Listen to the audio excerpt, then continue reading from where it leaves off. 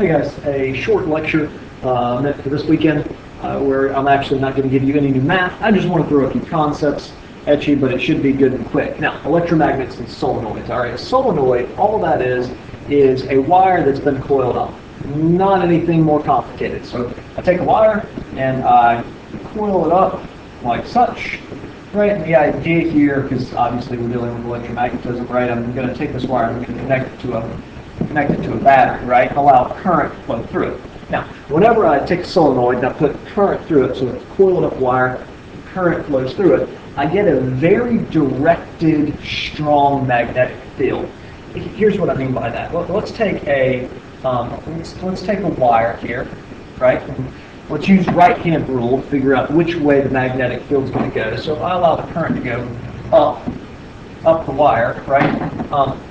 Right-hand rule says that sticking the thumb upwards, current is going around back like this, and then coming up over the top here.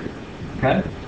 What happens whenever I take that wire and I bend it into a circle, like over here? Well, what ends up happening is I get a very strong, directed, in the same way, magnetic field through the center of the coiled up wire, then loops back around to the other side like such, kind of like a bar magnet. The advantage here is the magnetic field grows stronger and stronger and stronger with the more loops on the wire, the more coils in the wire I put, and also the more current I put in there. So if you think about it, an electromagnet has a few very distinct advantages. I can make it as strong as I want as long as I continue to pump in more current or I put more loops in there. Also, I can turn it on and off. So if you think about, let's say, junkyards and other places where you're trying to lift cars, right? You want to turn the magnet on to pick the car up.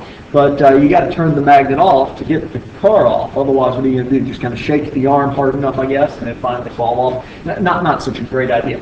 So an electromagnet, all it is coiled up wire called a solenoid with current going through it. Now, an electric motor. Electric motors are a combination of a permanent magnet, so a permanent magnet, and an electromagnet. And we got to allow one of these guys to spin. Generally, we're going to let this guy spin here. So the idea is that you have a permanent magnet that then is going to repel and attract a electromagnet. Now, I'm actually going to attach a YouTube video on how to make a basic electric motor on the website. So check that out. It's only about 5 minutes long, something along those lines. Now, motors are the opposite of generators. So let me get to a generator and pull up this link right here.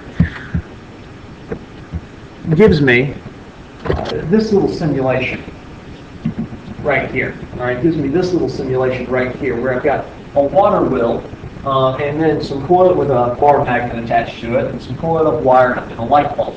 Now, so this is the opposite of a motor. A motor, I drive electrons around and it turns the other thing. For us here, I'm driving electrons and I would be allowing the bar magnet, the permanent magnet to turn. Okay? But here, I'm going to turn the permanent magnet. Remember, each electron, right, is going to be moved in the magnetic field. So I'm going to turn the bar magnet, and that's going to cause the electrons to turn. So a generator, whether I use water, whether I use coal power, right? So I burn coal and create steam, and that turns a turbine, or I use nuclear power, which that all goes back to steam, right?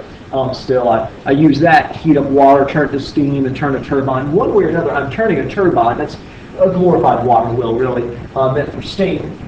I'm trying to turn a turbine, and then let the permanent magnet turn, making the electrons in the coiled up wire turn, and so you get electricity. Now, this right here, it says it's going at 70 RPMs, which here for this entire thing is actually really, really slow. In the United States, we operate on 60 hertz alternating current. What that means, you can see how the electrons in the coils are going back and forth, back and forth, back and forth, and The bar magnet is causing the electrons to move, right?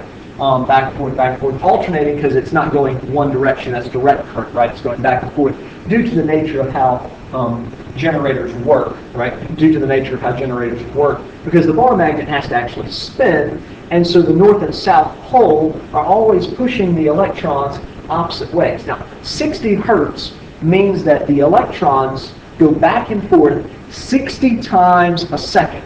They go up, like in this example, they go up and then back down 60 times in 1 second. That's so fast that a light bulb never really has time to cool off. It's just always going to be putting out light. So the electrons are going back and forth very quickly because of this idea. I use some sort of force, whether it's water falling or steam or something else.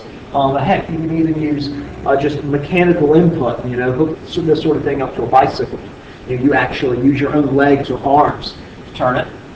To turn a permanent magnet, which then in turn is going to cause the electrons and wires to move, right? Alternating because it goes back and forth due to the different poles on the magnet. And like I said, the electric motor kind of works opposite of that. I would put a permanent magnet down and then let the electrons flow through the wires, which then, that's an electromagnet when electrons flow through the wires that have been coiled up. And that's going to cause it to spin, repelling and being attracted to the different sides of the magnet. And make sure to check out that YouTube video that I'm going to post about electric motors. All right? That's it for today. Nice and simple, good and short. Have a good weekend. See you Monday.